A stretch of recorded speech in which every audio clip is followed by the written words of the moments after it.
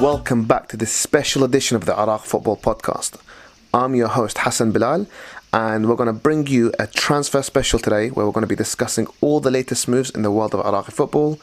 We're going to be looking at Mimi's move to Portugal, Safa's move to Russia. We're going to be looking at Yaser Kasim moving back to Iraq, and we're also going to be doing an interview with Frans Putros, Iraqi international and defender playing currently in Denmark. We're also going to be doing a sneaky preview where we're going to be looking at Iraq's upcoming World Cup qualifier with Hong Kong. Whether that game goes ahead or not, we don't know because of the current situation with the coronavirus, but I'm going to be discussing this all with our friend Hassan Osama. Hassan, welcome to the show. Great to be back, and always a pleasure. Pleasure's always ours. There's a lot to talk about today, so let's just jump straight into it. Mimi moving to Portugal. Who could have seen that coming? Especially after the situation in Duhail where he didn't do too well in Qatar. If we take time a bit back from that as well, he was about to move to Juventus. There was interest from Bologna, a few other teams here and there across Europe. Somehow he's found himself in Portugal.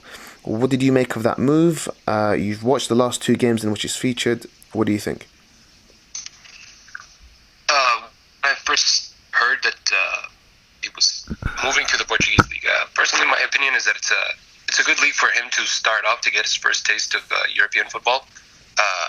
The team itself isn't doing so good, but it's the level of the league is a great way to dip his toes into European football as it is.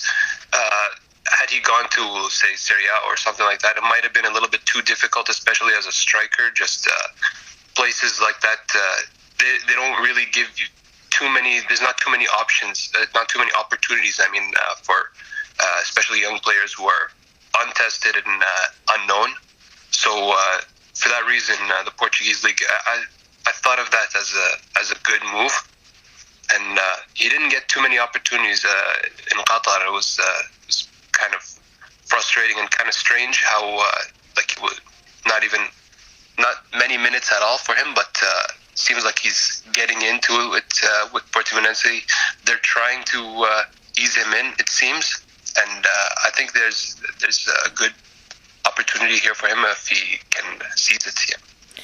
Yeah, I agree. I think in terms of the first step for a footballer moving from, let's say, the Middle East, although he barely played in Qatar, so his real experience is really mostly based in Iraq.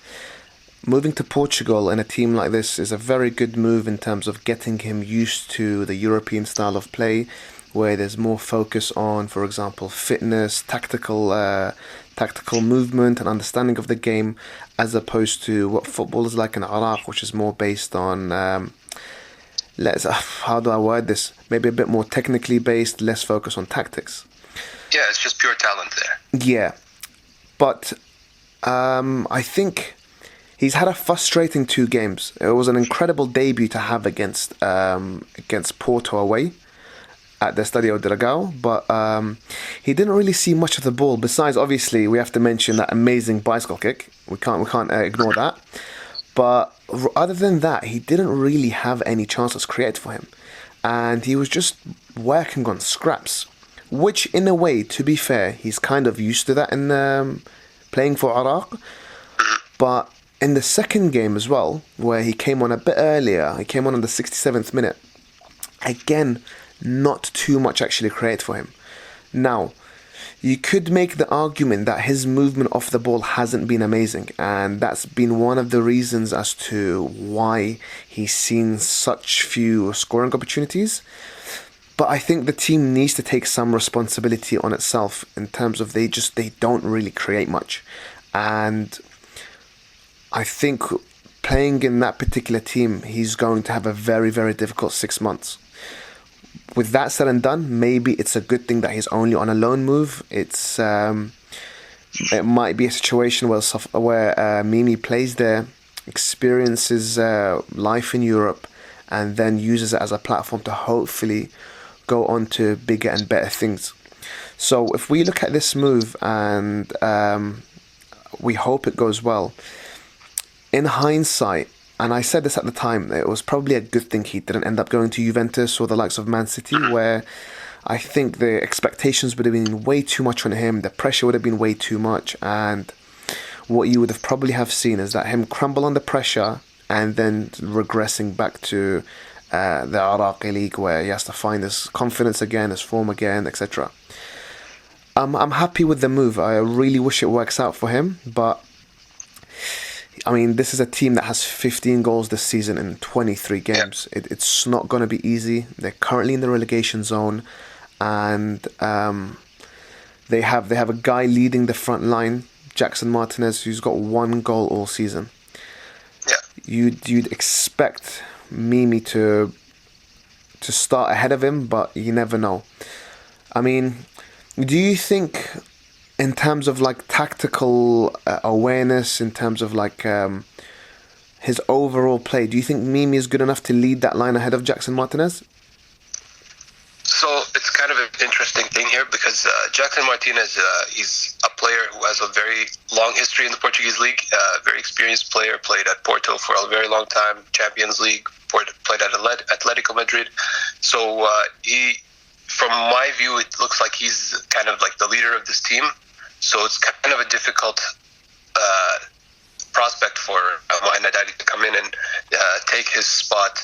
But it also shows that how poorly this team is creating chances, that this guy with so much experience has a single goal. So one thing I kind of also noticed is that from the previous game, the last game that Hadi came in against Vitória, so it appeared to me that Jackson Martinez was taking like kind of the spaces on the field there where Hadi would have liked to get into. So he was getting pushed a little bit further out wide. So there's not too many crosses getting into him, specifically, not too many passes getting to him. You're not imagining this. So I noticed this as well. I saw Mohamed kind of being pushed a bit out to the right with Jackson remaining in the middle. And there was one opportunity that where the ball came from a cross. And if you see the replay from behind that particular angle, Jackson Martinez is the one that takes the opportunity, but right next to him was Mimi, who had a much better chance to actually score. And you really need to wonder whether that partnership is going to actually work with both of them leading the attack. They both seem like out-and-out goal scorers. Maybe they're trying to create Mimi into a kind of second striker or a wide attacker, and I just don't know if he's got the resources to succeed in that. What do you think? Yeah, because personally, like I would have, for a profile of striker that Mimi is, I think he does fit for a team like this if they play him right. So trying to play him as like a second striker, like in some of their games when they play against difficult teams, they play more 4-5 at the back, 4-5-1, that kind of thing, against Sporting and Porto. So, and at times, like they might have, like, you know, they have played a 4-4-2 as well. So that shows, like, sometimes they might have, like, you know, their striker, they would want somebody who just can provide, like, the hold-up play. So, you know, from long balls and stuff like that. But a player like Mohamed Hadi is something that also he shows with the Iraqi national team, is you can play counter-attacking football with him, because he's not, he can help with, you know, hold-up play. He's good at dribbling. He's pretty pacey. He's not lacking in there. So you could play a faster style of play. How I see them right now, it's like the midfield from this team is like they're playing a little bit more individualistic, and there's a lot of crosses coming in only from the there was a lot from the left wing, a lot just crosses into the box, which are not that helpful, and not too many through balls from midfield. So it's kind of a difficult prospect if the style of play continues like this. He has the ability to lead the line for sure. Jackson Martinez is kind of in the twilight of his career, and I don't see why Hadi couldn't take his spot. And personally, in my opinion, at this stage where they're pretty much like it doesn't look good for them to be staying in the league, it might be a good idea to, back a younger striker who's coming in, like Mohamed. But then also he is only on loan, so that could also factor into their decision. If I'm to be really harsh, there were times where the ball was landing to Mimi, and he kind of fumbled on the passes that came to him. He kind of took too many touches dribbling, and I think his movement in and around the box really needs to develop. And he's at the young age where, well, he's not as young as we think he is, but he's still a young player, and he needs to develop that area of his game if he's going to really succeed at the European level. But I could, if I'm to be harsh, I could say maybe I see where the manager's coming from in terms of trusting a player this young and this inexperienced to lead the line ahead of someone like Jackson Martinez, who's played in the biggest teams in the biggest leagues. Correct, yeah. And I mean, that also comes back to for them easing him in. Because we've seen him against Porto, he came in at the 77th minute. Vitoria was around 67th minute. So they're kind of easing him in, and I definitely do see what you mean. He's a little bit rusty. He's not quite up to pace. The European style is a little bit different from what he's used to. There's not quite as much space as what he will have been used to in the Iraqi league and even international play in Asia. It's not as much space, so he needs to be much quicker with his thinking, with his movements. Right. And then also there's also like a higher level of defensive structure in this league. So things that he'll try that he may have tried in the Iraqi league, they're not going to work against European defenders. That's another thing. That the style of his dribbling, his movements, he needs to adjust that and really quickly develop his how quickly he thinks on the ball and before actually getting to the ball. So his decision making, essentially. Exactly. Right. So if we're to give Mimi's move to Portugal a rating out of 10, what would you give it?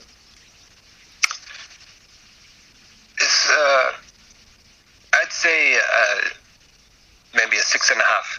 Right. I like the fact of going to the Portuguese league. It's a good league for development, as I said.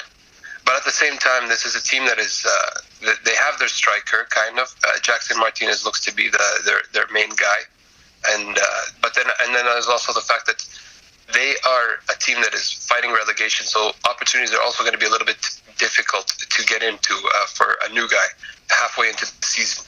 So a place where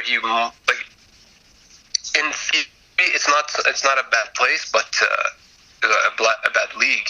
It's a good league, but the team itself, the current situation of the team is not so conducive, in my view, for a new player coming in from a completely different environment to make his mark.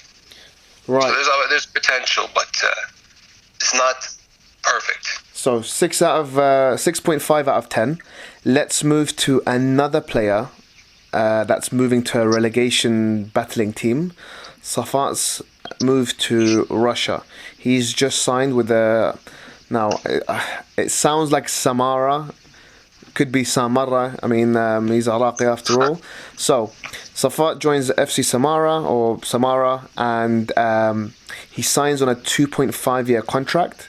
First Iraqi to be playing in Russia. However, they're currently locked in a relegation battle. They've played 20 games a season, more than the teams around him. And they are currently, so in the Russian division, they have the two bottom teams get relegated, and then the two above them have like a playoff, and one of those teams will get relegated.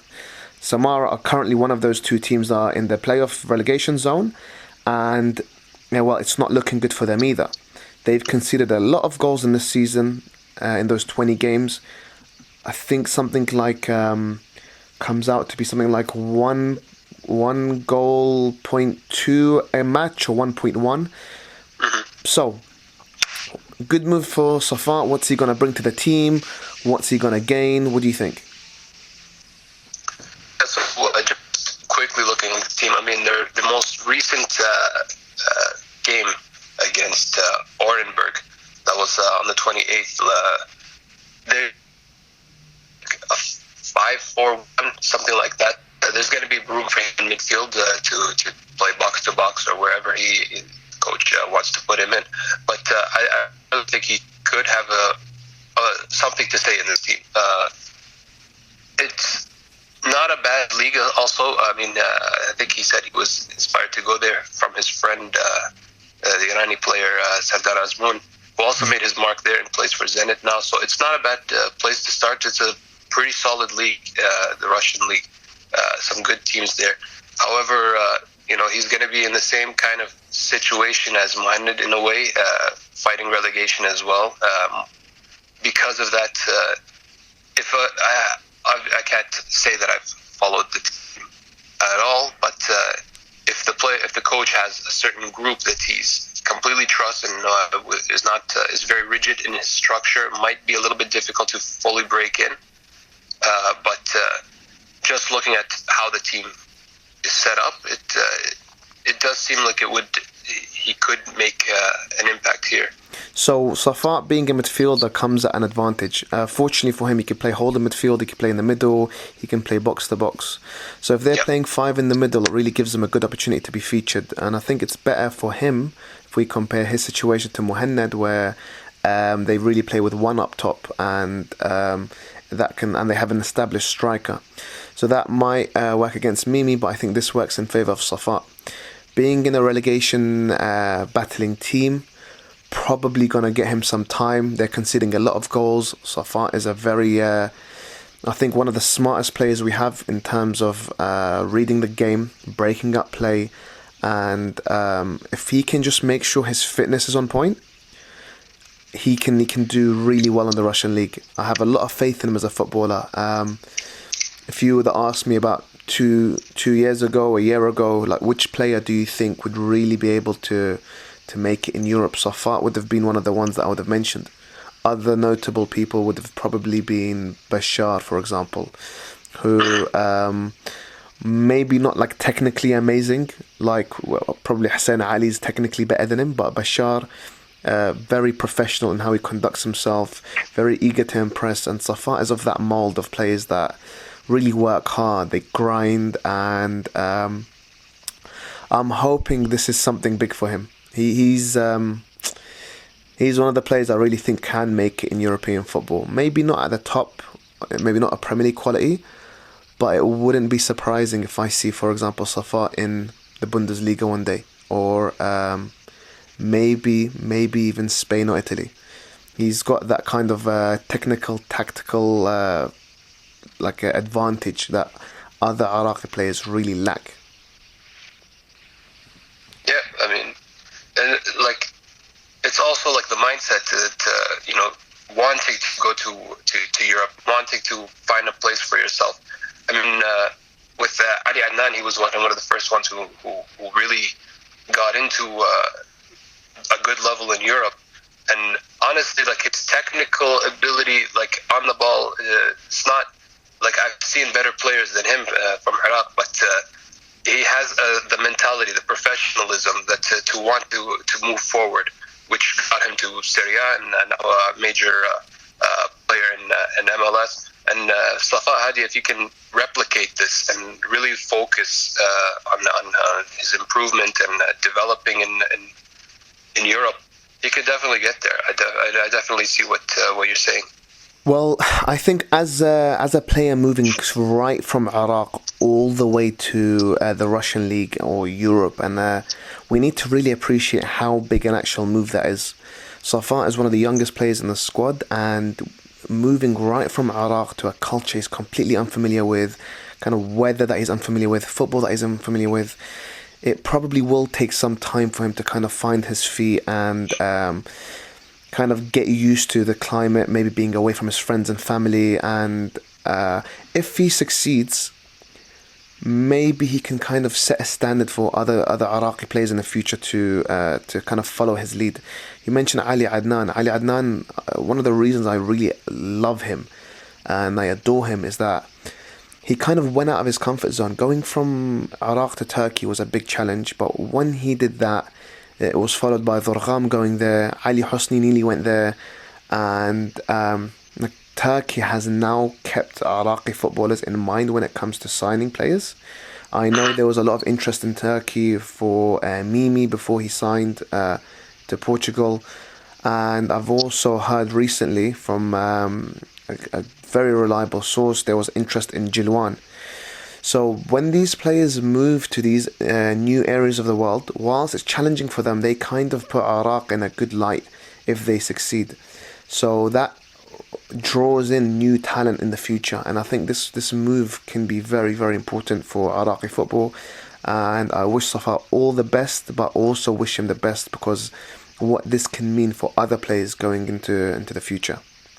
Now, we've mentioned Ali Adnan. Let's move to the MLS. Real Salt Lake. I can't get over this name because it just sounds so corny, but let's ignore that. Real Salt Lake just signed Justin Meram. Now, Justin scored in his warm-up game recently, and he's going to be teaming up with Giuseppe Rossi. Now, as a massive Manchester United fan, and I don't like to really discuss this in much depth because Man United aren't doing so well right now, but I go to a lot of games, and Giuseppe Rossi is one of those players that I remember when we signed him. I think we signed him in 2005.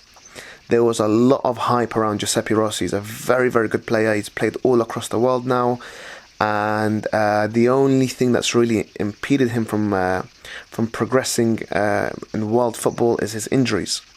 But he's an experienced player. He's a player that knows how to score goals, and he's probably going to be partnering Justin Meram up front. What do you think of this move? It's a good move for him, definitely, because he showed a lot at Atlanta. Honestly, with Justin, he had a difficult first half of the season with Columbus, and then found his feet at Atlanta in a little bit different of a role, kind of a little bit more of a utility player, wing back as well. He found himself, but he played his part there. The fans at Atlanta also are very happy with him, from what I've seen. So he bounced back from the bad form that he had at Orlando to difficulty in Columbus, but he's always been a talent.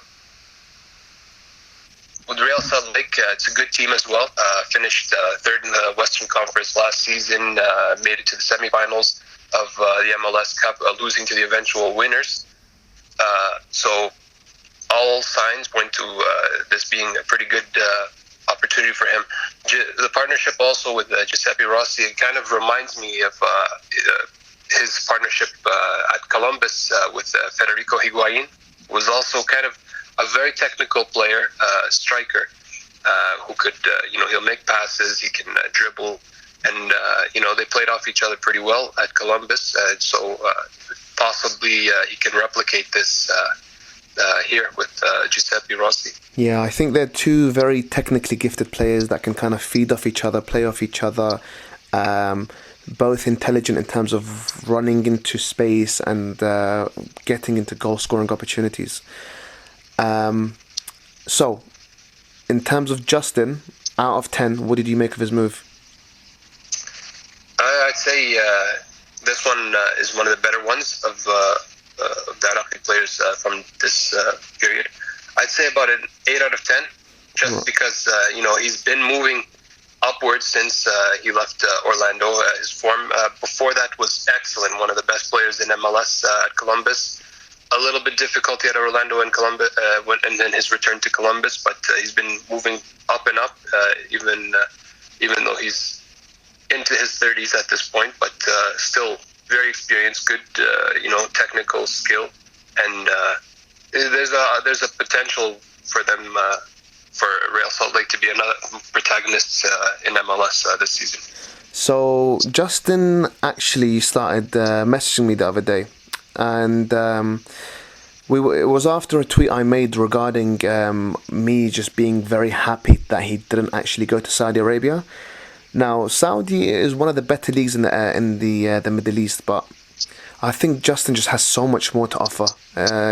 He's the right side of 30. He's not like 35 or anything where he's kind of reaching the end of his career, but he's an experienced striker. He knows how to score, and for him to still stay in the MLS and sign for one of the better teams, I think it's really promising. And I hope to see him back in the Iraqi national team. Where he'd fit in at the moment, I'm not really sure. We have like Ibrahim Baish doing really well on the left. We have Mimi up top. But I'm of the opinion of, like, if a player is good enough, you can always find a way to fit him in. And Justin's a smart player, He's got the technicalness to kind of play in different areas, and I'm hoping at the very least he'll make the bench in the next round, but we'll have to wait and see. Now, sorry to backtrack. So you've given Mimi 6.5 for his transfer. We've given an 8 out of 10 for Justin. What about Safaa? What did you make of that? Oh, Safaa, yes, we did not get into that. So it's hard to say at this point, just because he has not played a game yet, and not super familiar with the Russian league. But it's a little bit different as we went into a little bit different than the situation with Mimi, just given that he's a midfielder, so there's going to be more opportunities. I'll say a 7 out of 10, just because there's a lot of opportunity here, a lot of upside potential on this move. If he really can adjust to the new culture, new league, new style, it could be big. You know what? I would have given it a 7 as well. So let's go back to the MLS. Whilst I wouldn't say he's signed for them, Ali Adnan's certainly been turning heads in the MLS. He had an amazing assist in the last second of one of his games. Then he scored a sensational free kick. And they're playing this weekend, the Vancouver Whitecaps. So they didn't do amazing last season. This season, what can we expect from Alawi? He started his career in MLS last season. I think it was roughly around this time, actually. Right away hit the ground running with Vancouver Whitecaps. In my opinion, the best left back in the league. I watched pretty much all of the games that he played. He's just a very, very high quality player, which is kind of a shame for me in that he's playing in MLS at this point of his career. I was hoping he'd still be in the top league in Europe, maybe Italy or whatever. But in any case, he's one of the key players of his team. Ended the season as well pretty strong. However, his club has been very, very inconsistent, but actually not inconsistent, but more just poor overall. We'll have to say that. Dropping a lot of points. The strikers could not score at all last season. It looks like they've changed a few things here and there. Brought in a new experienced striker. I think he was playing in the Mexican league, Cavallini. So it looks like he's Adi Adnan can serve him as well. He's been he gave him a couple of assists. Might help the team as well. Since last season, as I said, very, very, very poor form from the strikers. So an improvement there will help the team overall. Adi Adnan is also the thing is that I've seen a lot from last season, just from watching all of the games, is that I don't think they use him to his best abilities in this league. That's one thing that that's kind of frustrated me from watching them, is just they play him, a lot of the games been playing a lot of 4 at the back. They played it a little bit 3 at the back at times, having him as a wing back.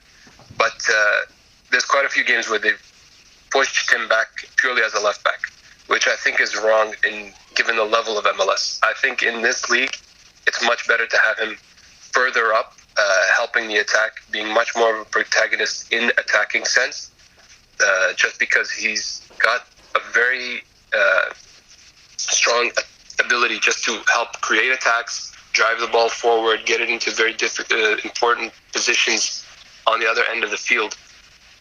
That I don't think they use that ability as much last season. So hopefully, if they can push him forward, help him, bring him more into the attack for this season, I think it could be. We'll see bigger numbers from him in terms of assists, in terms of goals. Yeah. It's strange because they've spent all this money on Alawi. He's one of the best played players in the MLS, and you would have thought as a result of that they'd surely build a team around him.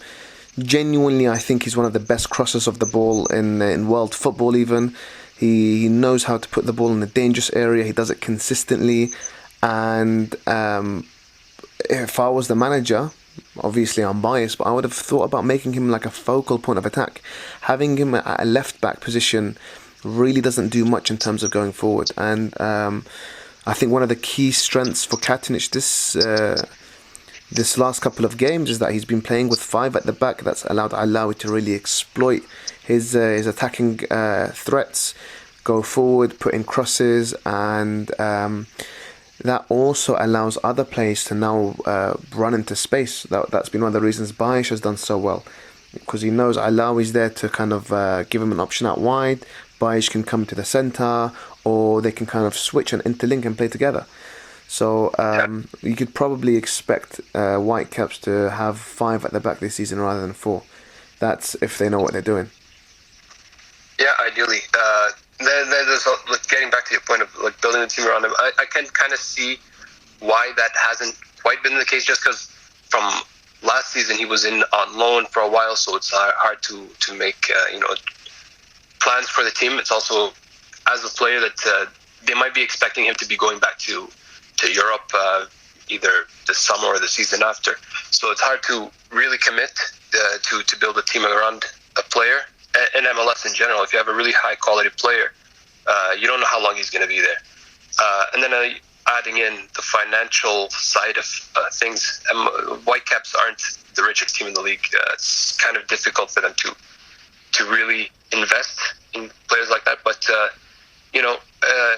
all things considered, as long as the manager, he really, can utilize him to the best of his ability, have him much more on the wing, limit his defensive responsibilities, and we'll see much more from him.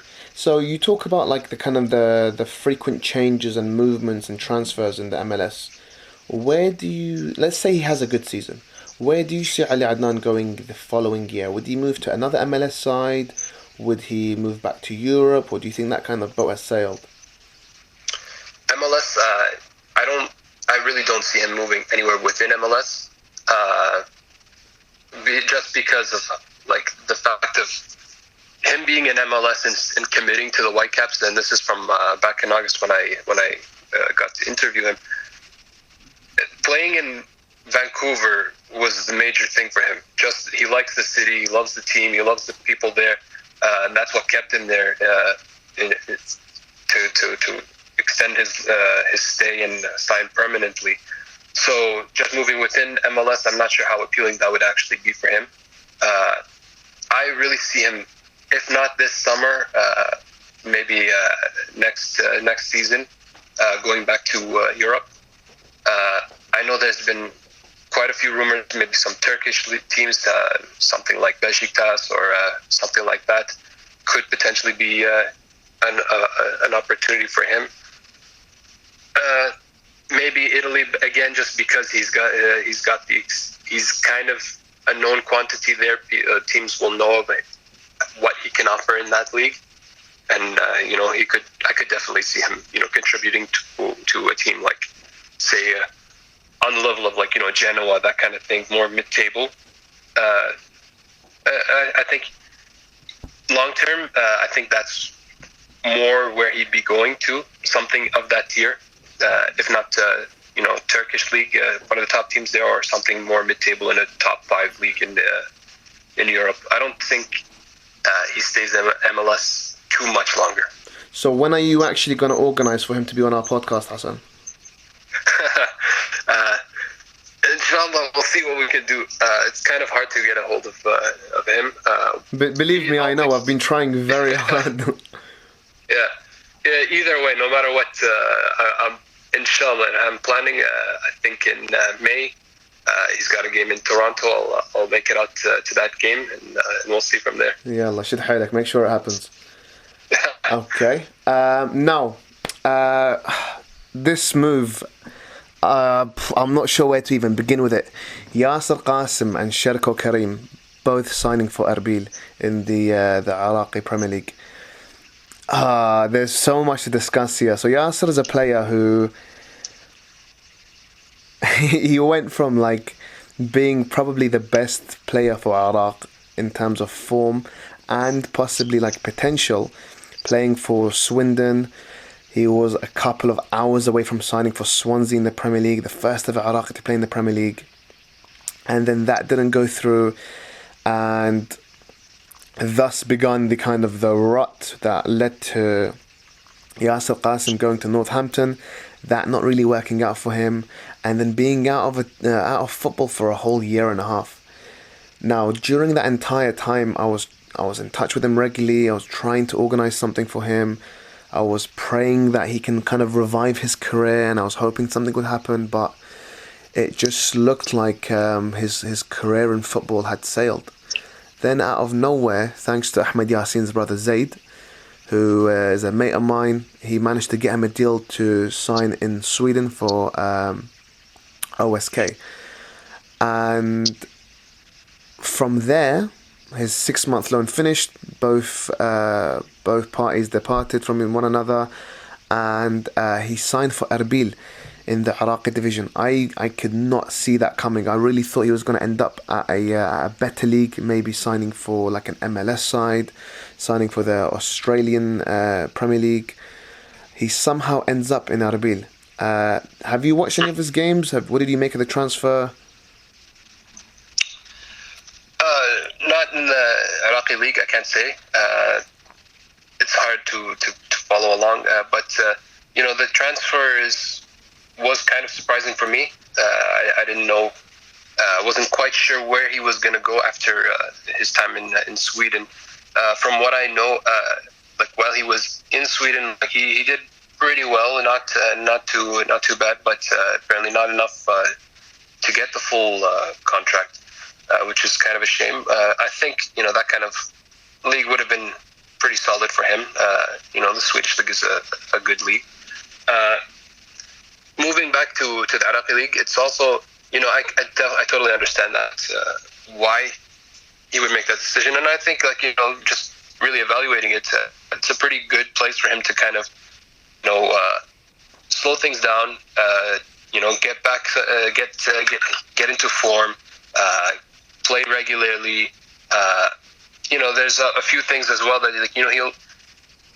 he can definitely get the consistency that he needed. A lot of the previous teams were a little bit, just difficult situations. Like at Northampton, it was a tough place to be for him. I don't know. It's hard to really evaluate everything altogether. Especially again, it's quite early.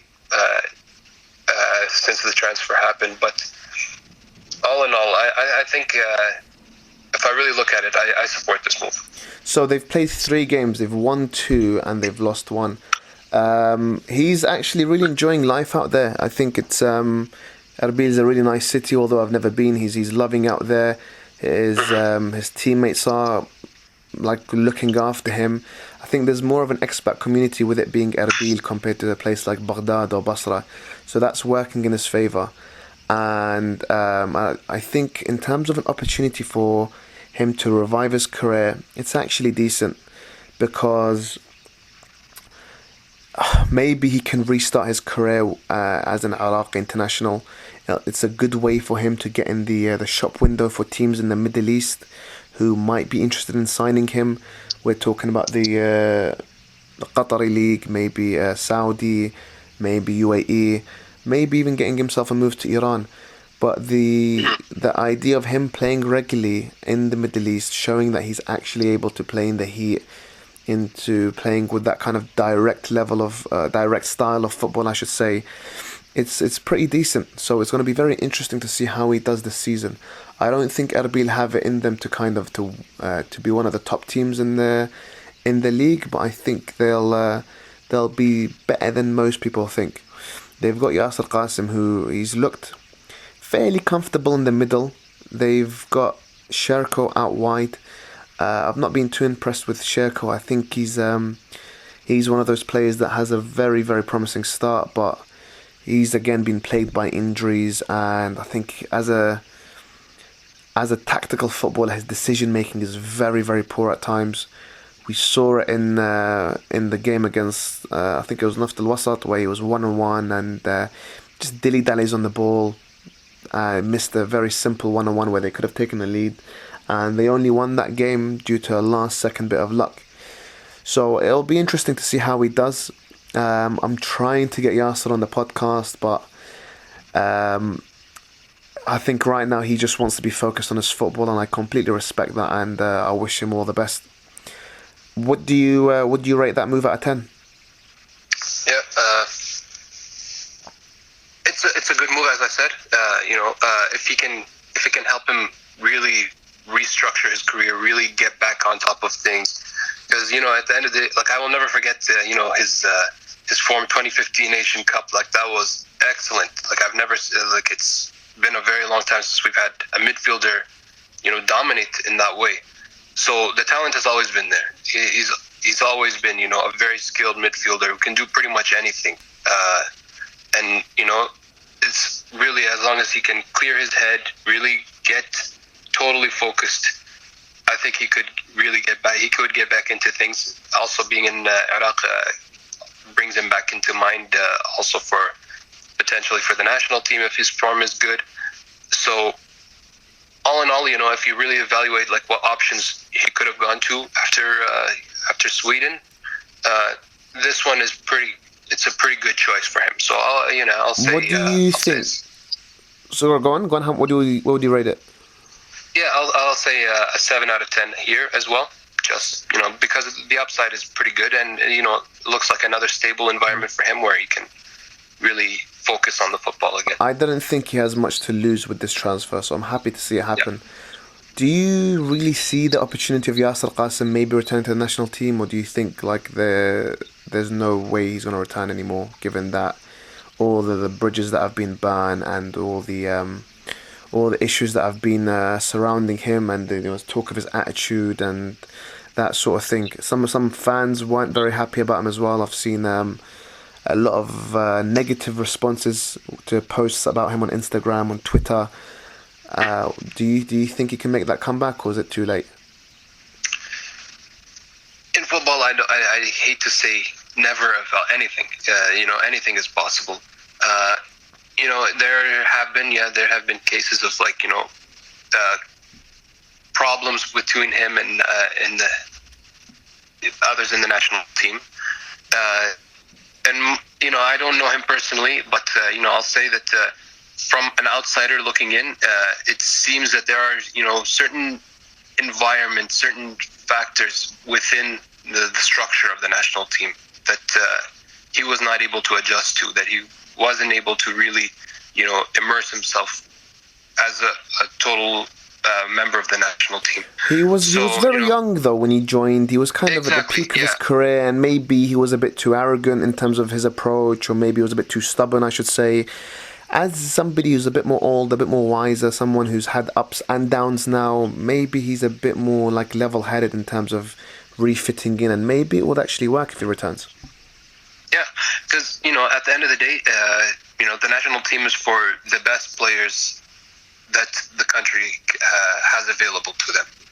So if his form is there, if his his performance is there, and he's willing to come back, I wouldn't close any doors personally. I But would at the I end of would the day, love it's to see. about his form. Yeah, I would love to see a midfielder, for example, Safaa as a holding midfielder, Yaser Kasim as a CM, and then Bashar ahead of him as an attacking midfielder with maybe, let's say, Justin on the left or Bayish, and on the right, I don't want to say Homam, but let's say Amjad or Ahmed Yassin. There is just so much potential in Iraqi football, but there's just too many questions around it, unfortunately. Now, Yeah. what about Rabin Sulaka? Now, I've received so many messages from Polish journalists saying, is he going to sign for this team? Is he going to sign for this team? And the player himself hasn't actually signed for anyone. He's left Serbia. He didn't like life too much there. Would the move to Poland be the right thing for him, or is he right in what seems to be that he's holding out for a better deal? What do you think should happen with his decision? At the end of the day, his move is, it's an important decision for him that's coming up. I don't see, I think it's actually a good idea for him to be waiting it out a little bit. Move halfway into the season, it's kind of difficult to get into a team and then you have to find a spot, especially as a defender, in a team it might have been settled by now. So waiting until maybe the summer, looking at which opportunities are there, I say that's a good way to go. In terms of where he should be going, it's got to be a place where he can really stay for a little bit longer. He's moved around quite a bit lately, from club to club, settling in. And he mentioned that also when he was on the podcast not too long ago, that he wants some place where he can really settle. And I think that should be a key, to be able to be a member of a team where he's, a regular starter playing week in, week out, in his position, and really being a pillar of that team. I think that's the key, whether that's in Poland or elsewhere. I think that's, I'm not sure about which, where he might be going, but, as long as those factors are available, are there, that would be good. The thing is, though, if he does take 6 months to make his decision, and obviously I want him to make the right choice for him, and I respect his decision, but as an Iraqi fan, rather than his friend, I'm kind of thinking, all right, Rebin, we've got 3 big games coming up, and you need to be there for us to win them.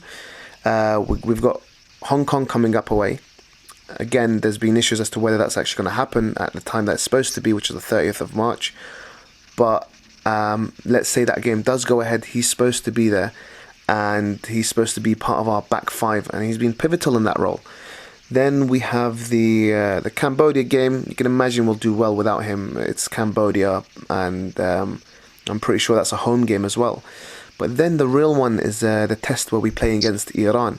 Now, it's probably going to be played in neutral soil based on what's happened recently, but Iran are still a very strong team. They have a new manager, and they're going to be dying for getting revenge over us, and we need our players in form. So doesn't that leave us in a difficult situation? It does. If you think about it that way, you always want the key members of your team. If you're going to call them, you want players who are playing every week. That's the main thing. So if I'm looking at it purely just as a career decision for him, just his club career, then waiting until the summer, as I said, is not a bad choice. However, when you put into the context of the national team, things get a little bit more difficult. But at the end of at the same time, you don't want to kind of rush your decision, go to a team that's not 100%, gonna, that 100% is a good fit. It also makes things difficult. So it's going to be up to Katanec really to try to make this work. I don't see his system as entirely dependent on any given player. So Rebin has been fantastic in the games that he's played in this round of qualifiers. But I think the key to the performances of the national team is about the system and all the players buying into the system and knowing their place. So would it be Ali Faiz that comes in then? Possibly. He's a little bit different, a different type of defender, but it's about the structure at the end of the day, not one individual player who's gonna do everything. So as long as the whole, especially in terms of, you're talking about defense, it's about how you're going to set it up in terms of where the players are going to play, what their duties are, how the midfield falls into play. So if Rebin finds a team by then, that's excellent, and he's playing in form again, then that's perfect. But if he has to miss out on those games against Cambodia, Hong Kong, those kinds of games, I don't think it'll be too big of a problem. I think we'll be able to still push through Hong Kong and Cambodia because those are the weaker teams in the group. That's the undeniable fact. Right. We well, should get through them no matter what. Whatever happens with Rebin, we'll be the first to bring you the news, and we'll try to get him back on the podcast, even if it's for a few minutes, just to give his insight into that move anyway. Now, another player who's made a recent move that is Frans Putros, the Iraqi defender. He was playing for Hobro in Denmark in the first division. He's recently made a step down to Viborg, also in Denmark, but in the second tier of the Danish league. And I'm delighted to actually be joined by Frans. We're going to be discussing his move and the reason why he made the transition to his new club, and what it means for him to be Iraqi. Frans, welcome to the show. How are you doing today? Thank you very much. I'm doing good, thank you. Yeah, how's your new club? How are you finding things there? Pretty good. Had a good preseason. First match we played here in the weekend. Unfortunately, we drawed against the team you met, but so far it's been a good start in my new club. So you moved down a division from your old club. What appealed to you joining your new club? And tell us a little bit about the club. So I did that. I played in the Super League for Hobro. And they actually came with an extent of my contract, but this club has showed so much interest in me. It's historically a big club in Denmark. It's had some rough years recently, but now with a new sports director. Who's a good friend who played a big role in my move, and further a young coach who has taken over the club with a new vision, if you can say so, for the future, for the style of play and so on. It's actually different factors, if you can say that made me move to that club. But first of all, it's the way of the style they play. They prefer to play that attracts me. It's offensive football, offensive-minded football, which fits me best. And what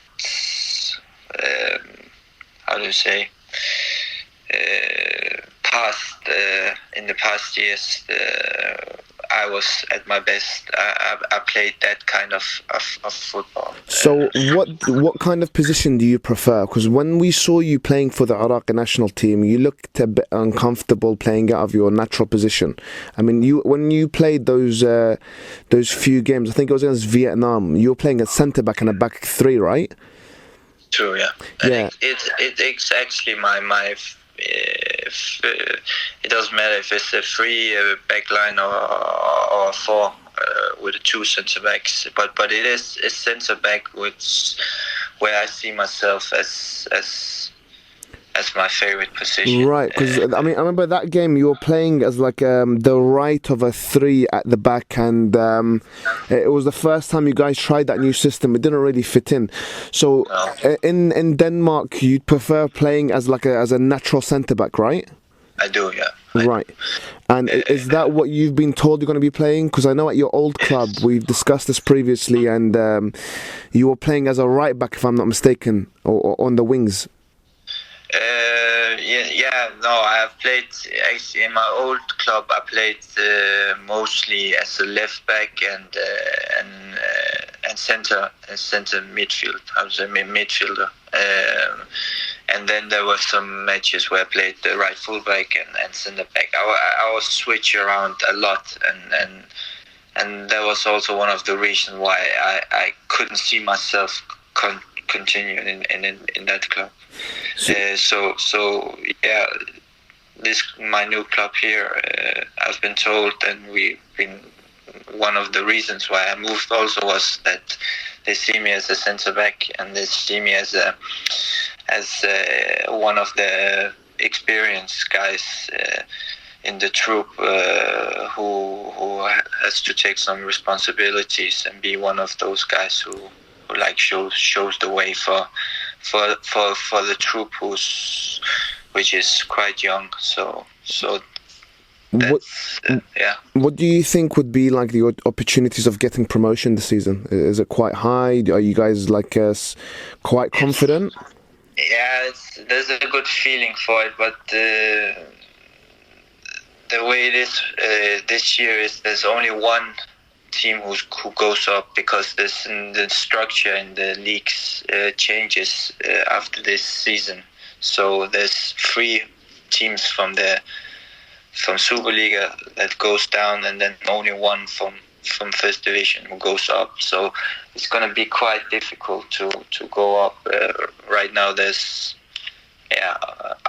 us and another team, Vejle, who's competing and probably will keep competing for the one promotion to the end. So it's going to be hard, but there's a good feeling in the troop, and we have a good squad to go up. Well, I think so. I hope you do, guys. You do get promoted, but I also hope to see you back in the Iraq national team. And there's been a lot of talk of you being selected in the kind of provisional squad by Katanich. Can you give us any information about like what's happening with that? Have you received any contact from the manager, the FA, or anything like this? Right now, no official contact. Like it's been a year now since my injury, and I've been in dialogue with Katanich, ever since the injury, about how it was going and my treatment and so on. And he had a big role getting me to Qatar also, and getting the right treatment so I could be back. And I came back after that treatment over there, and ended up playing matches in the end of the year. So and was also, how do you say, called up, but I think right now the status is that I needed to be like 100% ready. Have some more matches and then hopefully getting selected again. That's how I see it right now. I think so. Not so much news there. I think we will see. I think we'll know within the next couple of weeks, hopefully. Yeah. But I'm one name I'm definitely looking out for is yours. What does it mean, just very quickly as a final question, what does it mean for you to wear the Iraqi shirt and to represent the nation or the country or the people? I've answered that question many times, but it's the same. It makes me proud. It gives me like a feeling of proudness. Can you say that? Yeah. I don't know. Yeah, but to represent Iraq is really something special, and it's something that one day when I put the shoes to the side, I will look back, and then I think the moments that I had with the Iraqi national team is those I would look back with a smile. So every time I have the chance for getting to the national team and play matches in front of the crowd and so on, it's something I cannot say no to. So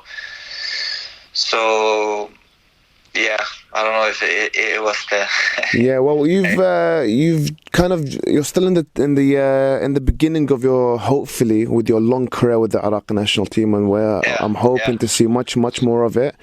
And when the time comes where you do hang up your boots, I hope you can really reflect and look back and see many more caps for yourself for the national team.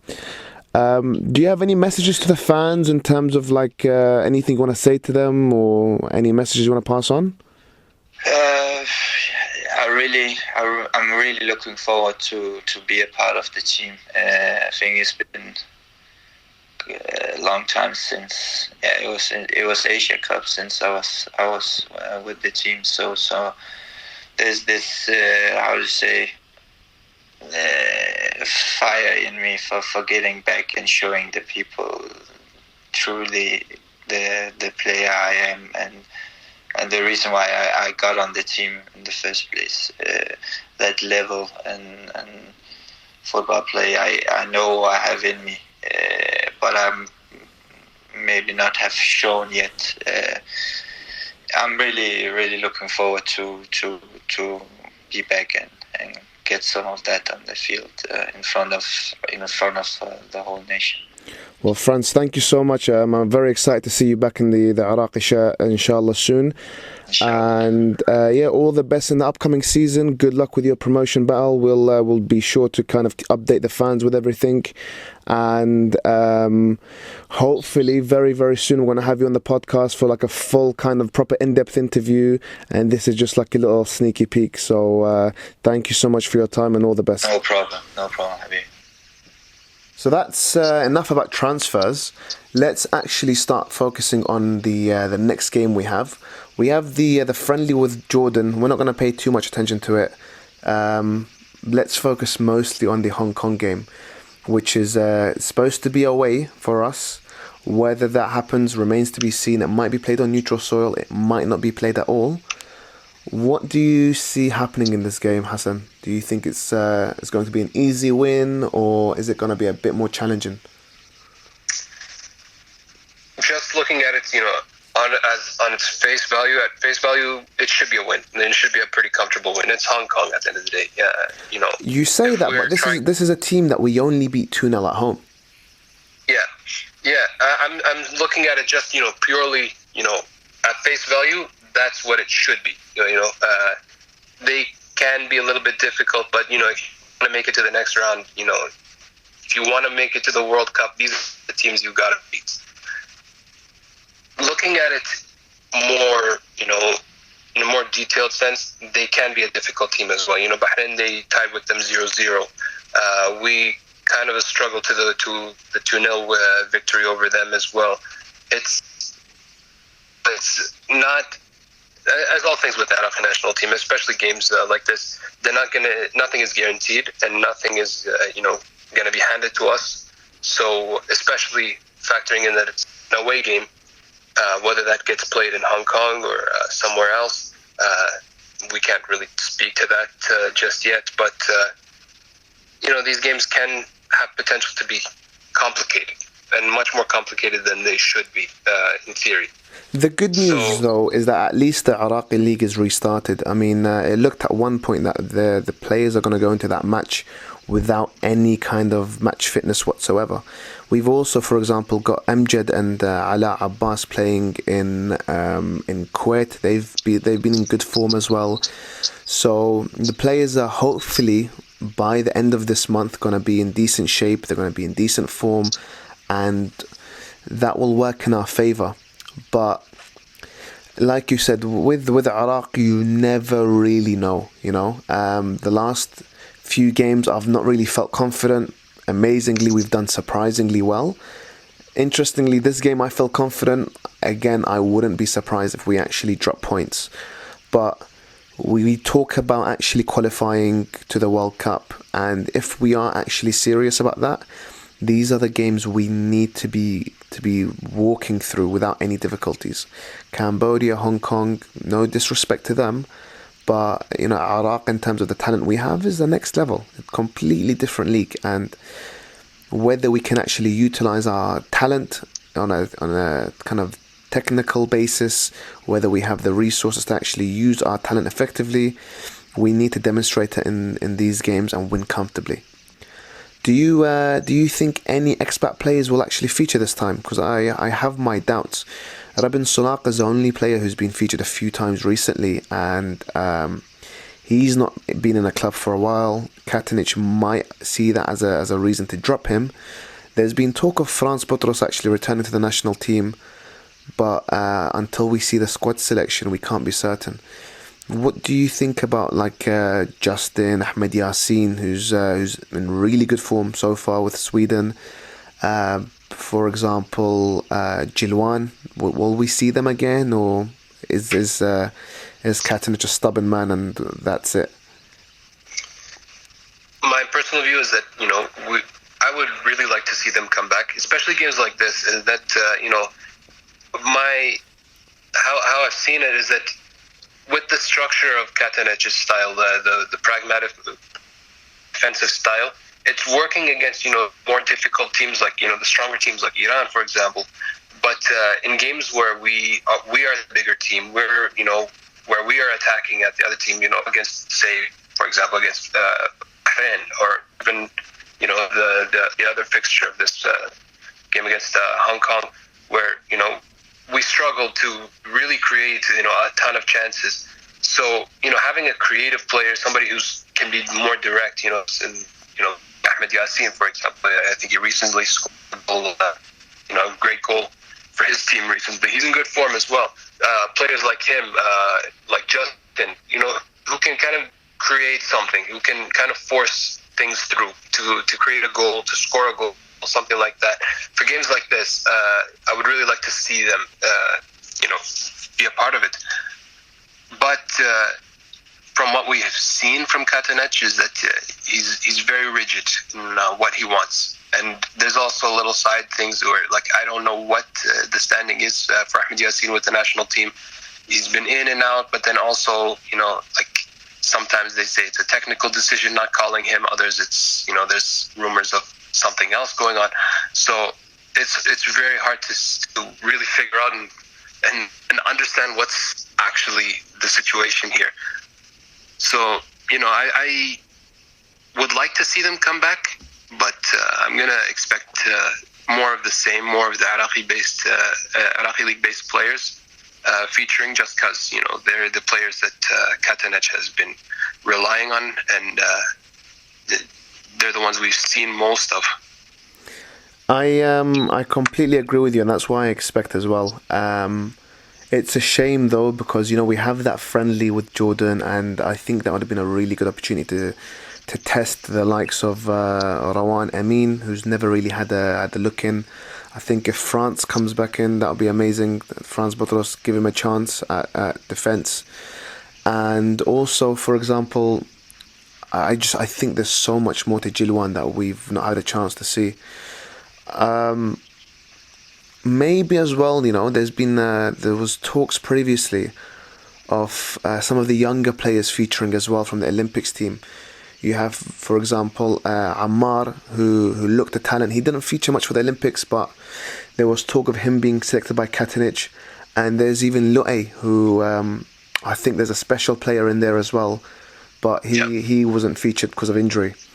So we'll see what happens. But in terms of a match prediction or a goal prediction, what do you think is going to happen in that match? Just for this final scoreline, I'll say another 2-0. 2-0 for us. You don't think we're going to like beat them comfortably then? No, I don't see that. I don't see us beating anybody by, a very comfortable margin. We beat Cambodia. Was it 4-0 or 3-0? 4 or 3. It's just, that was fairly comfortable. Yeah, right? Fairly comfortable. But then there was also some moments of difficulty in that we really shouldn't have seen. Cambodia is also kind of a different team than Hong Kong. Cambodia is a little bit lower as I see it. But yeah, games like this, I wouldn't expect something big like that again. Another 2-0, I think, is a kind of a safe bet. I'm going to hopefully say 3-0. Trying to be positive. I think a lot of people accuse me of being too negative. In a way, I kind of understand where they're coming from. But let's go with 3-0. Inshallah, comfortable Iraqi victory. I'm hoping to see some X-Backs back, but I doubt that will happen. Any final thoughts, Hassan, as we approach the kind of big game again? It's been a while since we watched Iraq play. Yeah, it's been quite a while, so a few months now. Patiently waiting for these games to come back. International football, especially when you're watching your team and it's an important moment. It's something different from club football. It's a feeling you don't get. So getting back to this and being able to watch Iraq play and give us dreams of the World Cup again, that's something that's going to be special. Hopefully we can finish this round still in top. We are still top of the group, and hopefully we make it in a position where the final game against Iran is kind of a non-factor, but we'll see how that goes. Let's hope Iran drop points and make our life a lot easier. But Hassan, on that note, thank you so much for joining us once again. Great chat, great insight from you with the MLS particularly. I really appreciate that. And hopefully the next time we do the next podcast, we're going to be discussing an Iraq win. So guys, that's that. I hope you enjoyed the show. I hope you enjoyed watching Mimi and Safaa make their debuts for their new club as much as I did. I'm hoping that this kind of transfer window will be like a pivotal moment in the history of Iraqi football, and we're going to start seeing more and more players move from like the Gulf or from the Iraqi league over to European clubs. And let's just pray for the success of Mimi, Safaa, even Yaser, Kasim going back, and all the Iraqi players, because we support all of them and we wish them all well. Now, we'd really appreciate it if you guys can follow us on Instagram. My is at Hassanen, HASSANANE. If you'd like to find us on Twitter, the username is at Iraq_football_. And we'd really appreciate it as well if you guys leave us any feedback or reviews on, if you're listening on the iPhone podcast or SoundCloud or Spotify or wherever. You could also find us on Facebook, which is at Iraq_football. We want to hear from you guys. What do you want us to discuss next? Do you have any questions, etc.? This is how we're going to grow our community. We need you guys involved, and we want this to be about your thoughts and your feelings, etc. So guys, hopefully I'll see you guys next month with, I'm hoping, a decent Iraq win if the match does go ahead. Until then, take care, all the best, and Yalla ya Iraq.